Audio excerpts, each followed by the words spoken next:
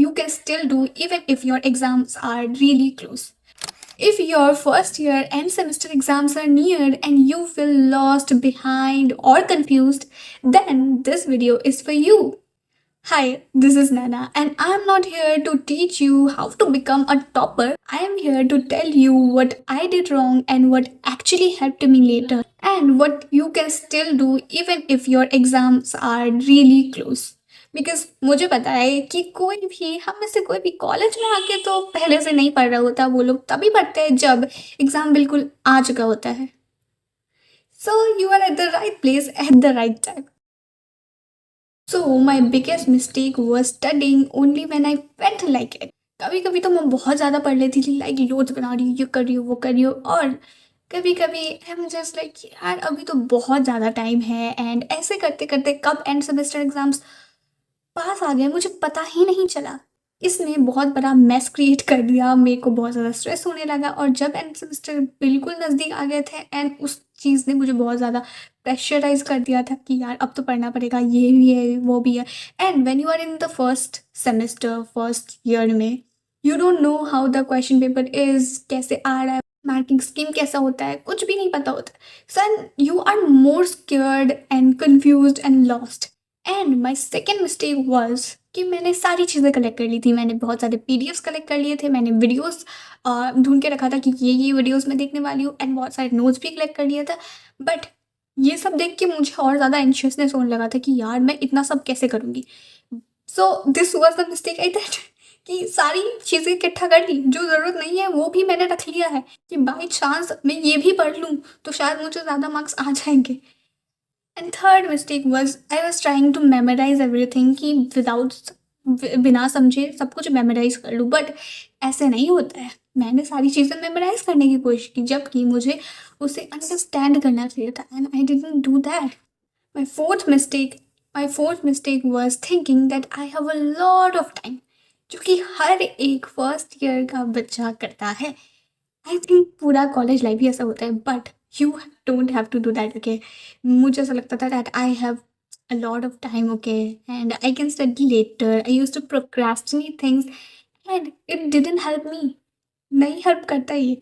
हमें लगता है कि हमारे पास बहुत टाइम है, बट जब एंड सेमेस्टर आ गए होंगे ना, you want be having time because assignments होंगे, प्रेजेंटेशंस होंगे, और बहुत सारी चीज़ों के लाइन लगे होंगे, एंड उस बीच तुम्हें पढ़ने का मौका तो नहीं मिलेगा बिल्कुल भी. सो उससे पहले ही तुम्हें पढ़ना पड़ेगा या फिर एक रात पहले ही पढ़ना पड़ेगा. So the choice is yours. Now, what I learned from all these mistakes, this is where your tips come. Tip number 1 is know your study time. So, I am very much comfortable studying कि मैं सुबह पढ़ूँ. सुबह in the sense 5 बजे भी नहीं, 2:32, 2:33, ये जो timing होता है जब मैं ऐसे टाइमिंग में पढ़ना शुरू करती हूँ एंड पढ़ती हूँ ना, तो it actually helps me to remember everything. तो मुझे ज़्यादा अच्छे से याद रहता है सारी चीज़ें. तो आई प्रेफर कि मैं ऐसे टाइमिंग पढूँ. बट उधर ही बहुत सारे ऐसे लोग होते हैं जो कि रात में ज़्यादा अच्छे से पढ़ पाते हैं, उनको याद रहता है. So if you are someone कि आपको रात में पढ़ के ज़्यादा आपको सही लग रहा है, कि आपको जल्दी से याद हो रहा है सारी चीज़ें, सो वो आपकी टाइमिंग है. बट अगर आप एक मॉर्निंग पर्सन हो तो वो आपका टाइमिंग है. मतलब मेरे लिए वो टाइमिंग बेस्ट होता था जब 2:33 सब लोग सो रहे हैं and I am studying at that time.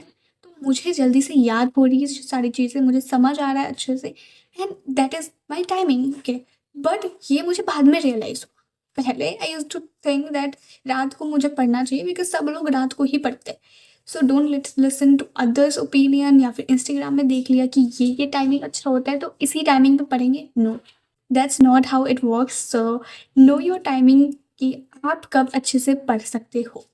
So tip number 2, मेरी तरह सारी गलती मत करना कि यार कुछ भी अरंगा बरंगा उठा लिया पढ़ने के लिए, सारी चीज़ें कलेक्ट कर ली. नहीं, जो ज़रूरत है वही सारी चीज़ें उठाओ. जितने भी पीडीएफ्स चाहिए, या फिर आई डोंट थिंक कोई आजकल पीडीएफ से पढ़ता भी होगा. चैट जीपीटी ही यूज़ करते हैं सब लोग.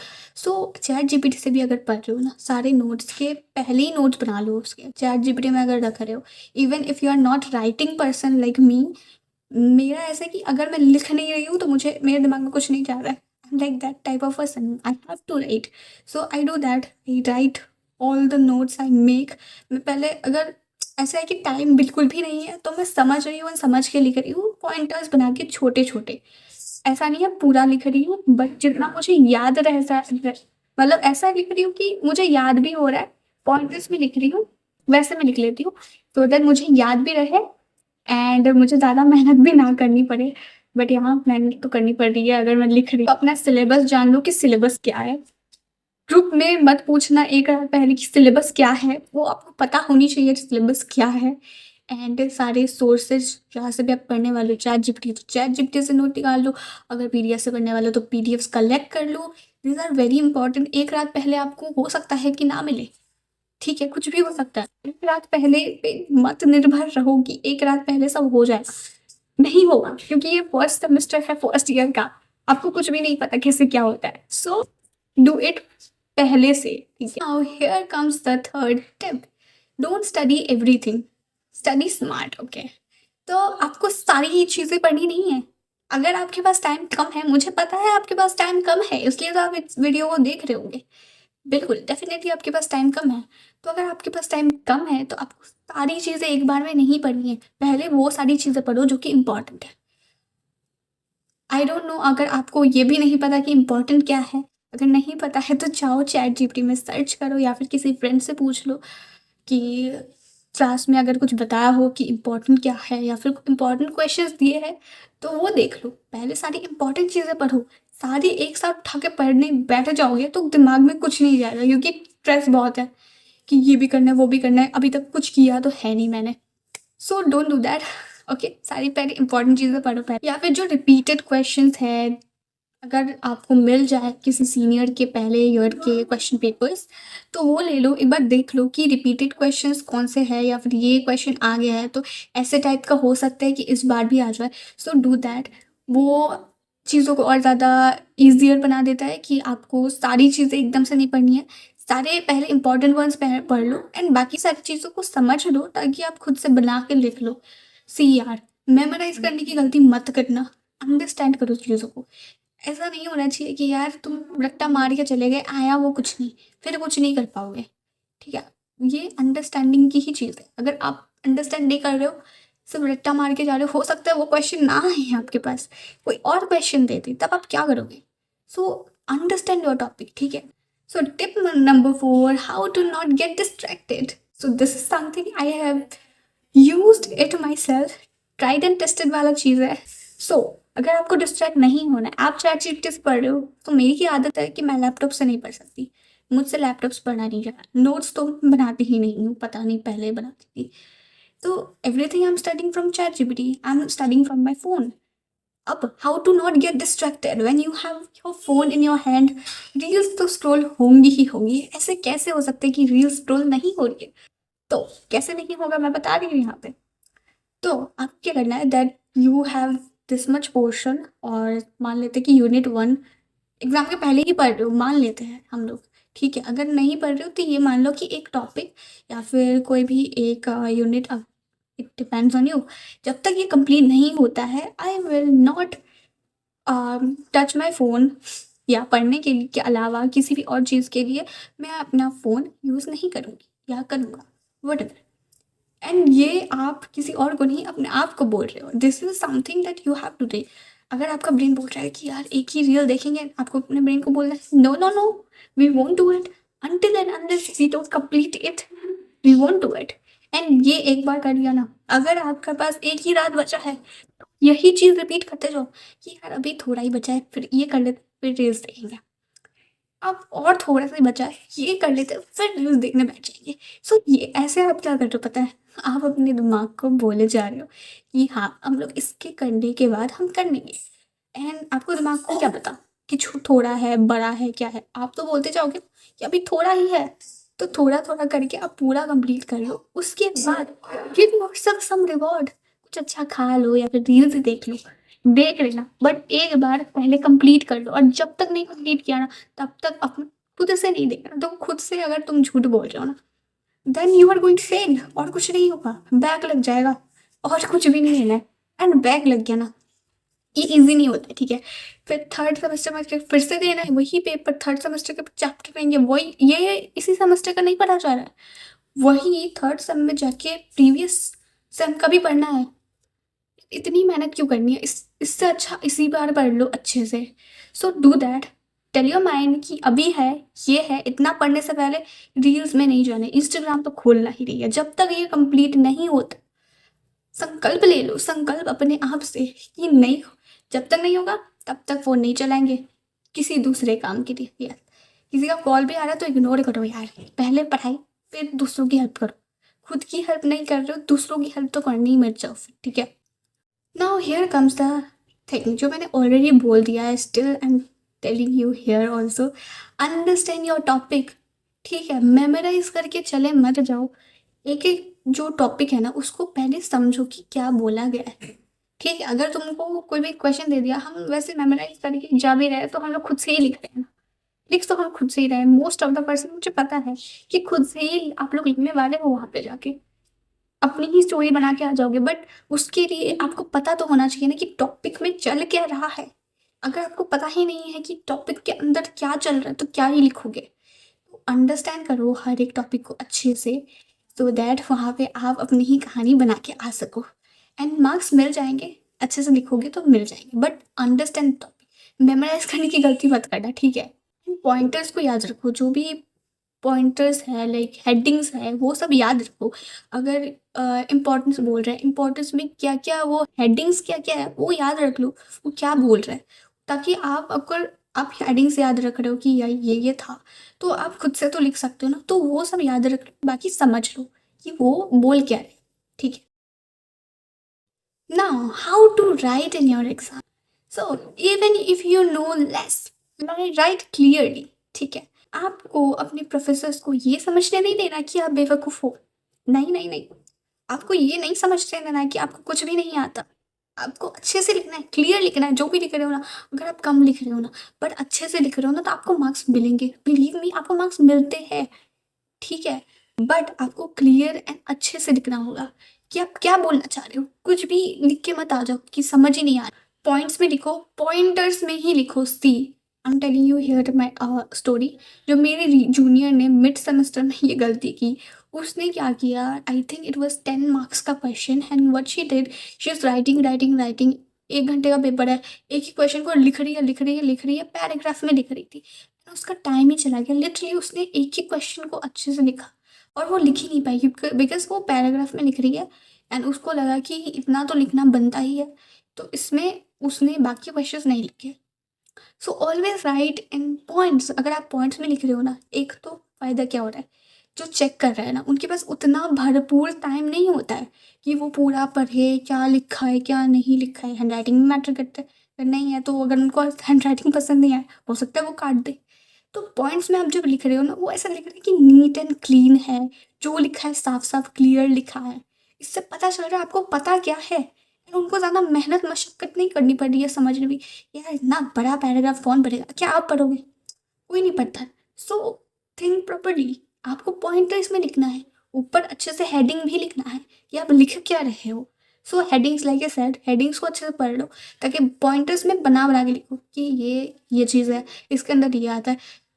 You can use chat GPT for that, I always do that, ठीक है। चैट जीपीटी को बोलो पॉइंटर्स में दे आपको आंसर। एंड और एक अच्छी चीज़, अगर आपको अच्छे मार्क्स चाहिए, फुल मार्क्स चाहिए, तो एग्जाम्पल्स लिख दो भाई। कुछ लिख रहे हो थोड़ा ही एक्सप्लेन करो बट एग्जाम्पल के साथ कर लो, रियली भाई जो चेक कर रहा है ना वो इतना खुश हो जाता है ना कि बता नहीं सकते, वो सच में आपको अच्छे मार्क्स दे देगा। उनको लग रहा है कि आपको सच में समझ आ गया है, जो भी आपने पढ़ा है ना आपको पता है कि आपने पढ़ा क्या है, तो उनको समझ आ रहा है कि यार एग्जाम्पल दिया है तो इनको तो पता ही होगा, ऐसे ही आपको मार्क्स मिल जाएगा।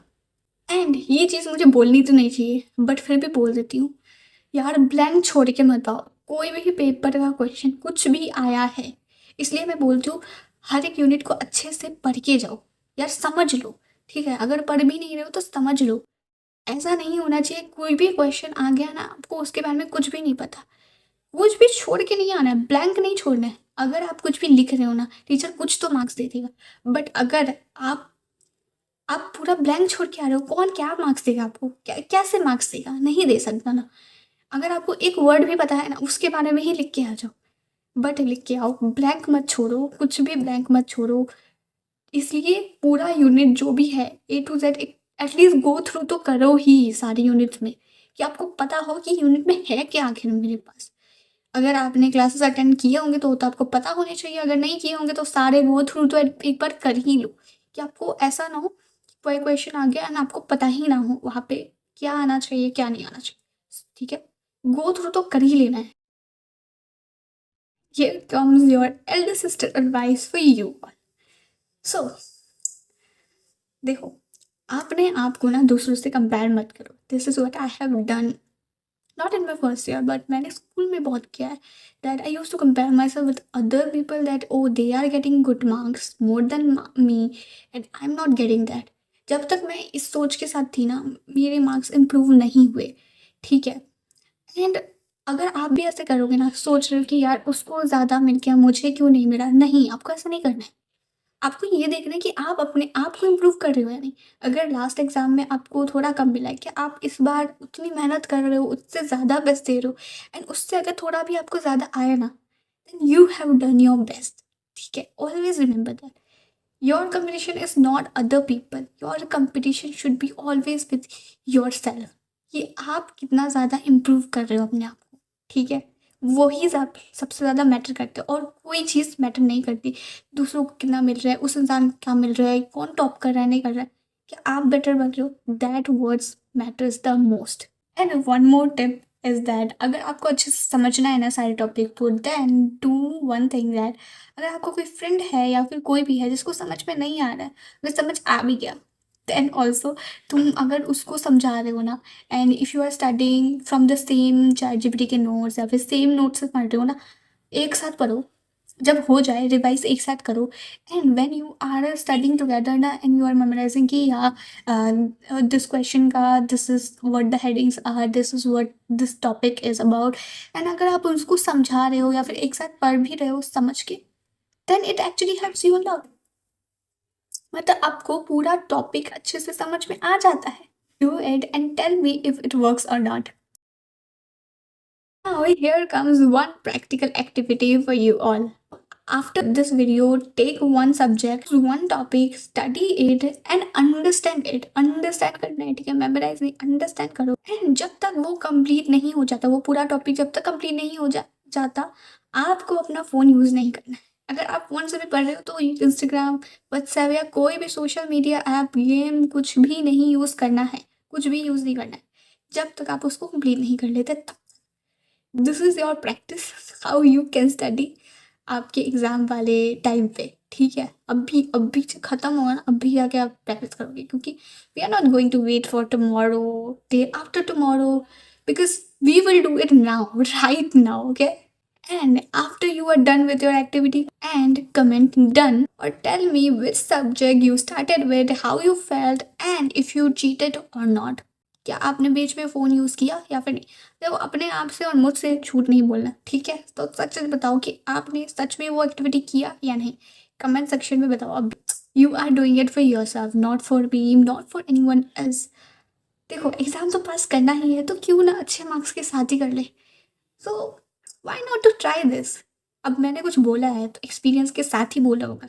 सो try it out and tell me if it's working for you और नॉट। ठीक है, and if this video helped you or made studying feel a little less scary, and share it with one of your friend who is panicking right now, and tell them you don't have to panic, you just have to watch this video. And yes, you are doing better than yourself. ठीक है, don't judge yourself कि यार अच्छा कर रहा है नहीं कर रहा, you are doing best, okay, keep doing it.